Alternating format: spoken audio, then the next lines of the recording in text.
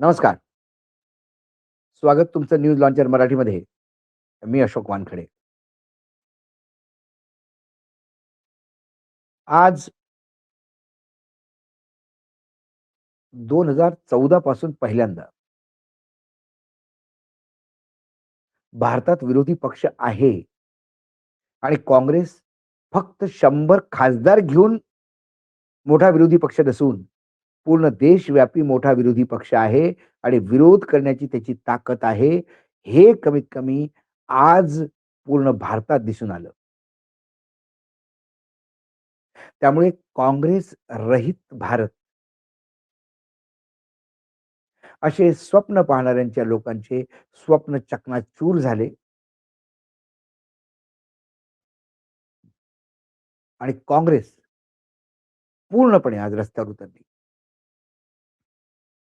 अगदी कन्याकुमारी ते काश्मीरपर्यंत म्हटलं तरी चालेल आणि कटकपासून इकडे जम्मू काश्मीरपर्यंत म्हटलं तरी चालेल.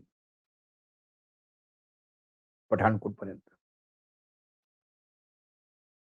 प्रत्येक राज्यात महाराष्ट्र असो, केरळ असो, कर्नाटक असो, तामिळनाडू असो, ओरिसा, मणिपूर, नॉर्थ ईस्ट,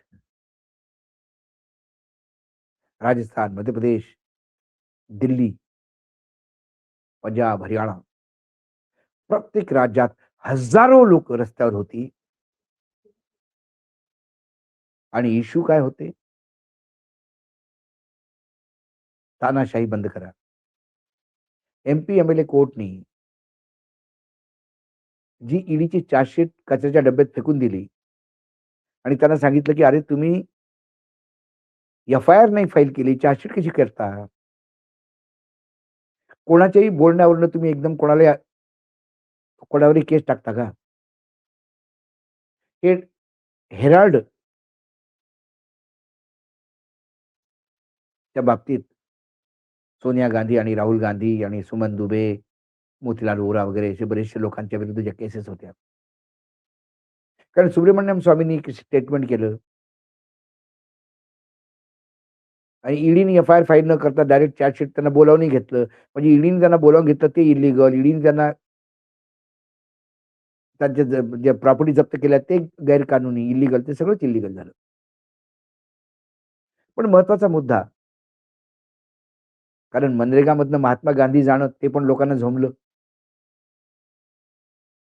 पण हा सगळा जनसमुदाय पहिलाही काँग्रेसकडे होता, आजही काँग्रेसकडे आहे. पण आता का? हा फार मोठा प्रश्न. आणि प्रत्येकाला वाटतं, की असं काय झालं काँग्रेसमध्ये?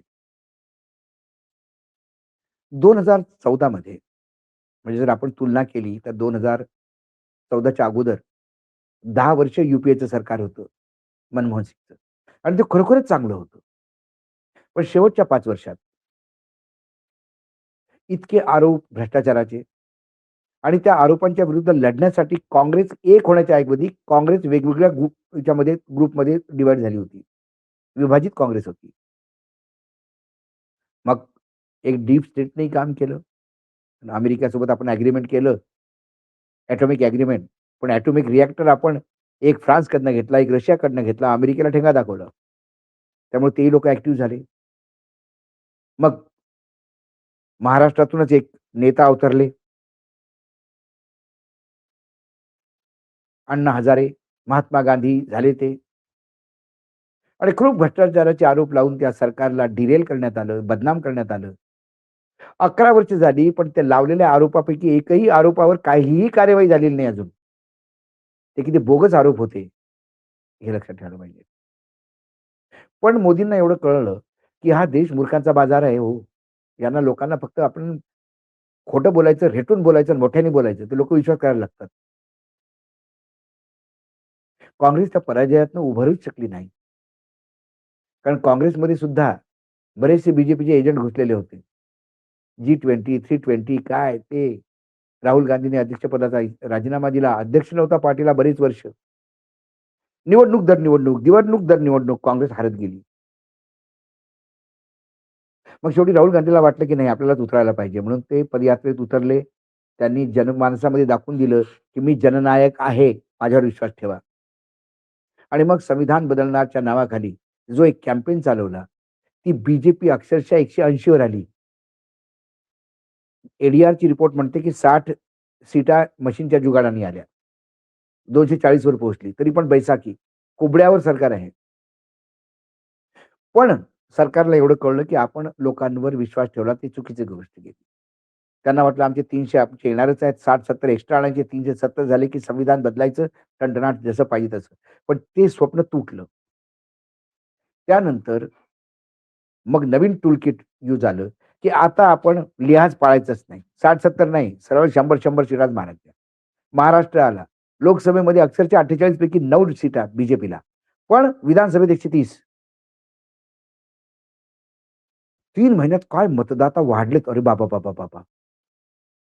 त्यांना कळलं, की आता हा महाराष्ट्र फॉर्म्युला आपण सगळीकडे वापरायचा. छत्तीसगड, हरियाणा, मध्य प्रदेश, राजस्थान, बिहार. बिहारमध्ये तर अति करून टाकलं.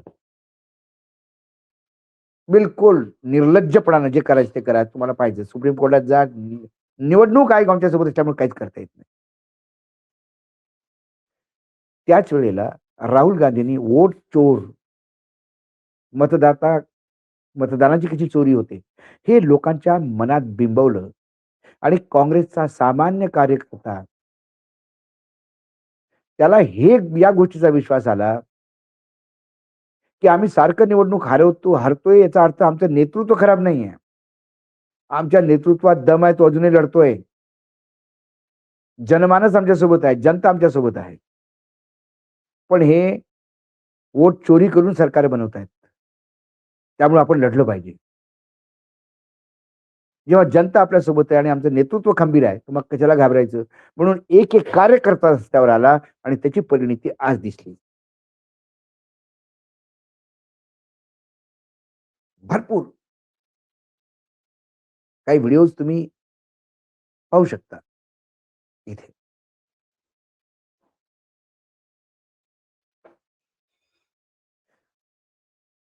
आता ह्या व्हिडिओनंतर तुम्हाला एकच गोष्ट सांगायची. आता ही आग न विझता जिवंत ठेवणे, हे राहुल गांधी आणि त्यांच्या टीमचं काम आहे.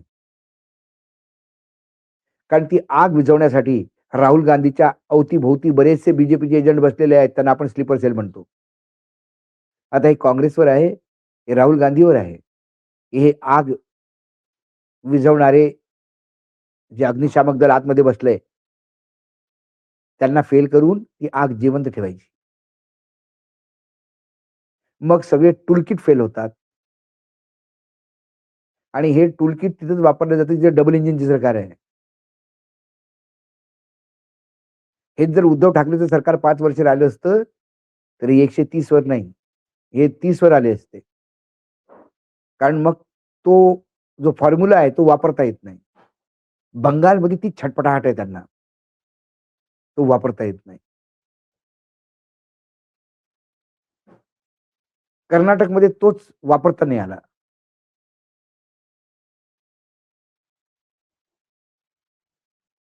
पाहू आता ही आग किती दिवस जिवंत ठेवण्यात येते. की अग्निशामक दल जे बीजेपीच्या पेट्रोलवर चालतंय, ते विझवतं काय? आज न्यूज लॉन्चर मराठीमध्ये एवढंच. पुन्हा येतो काही विषयासोबत. नमस्कार. पाहत रहा न्यूज लॉन्चर मराठी.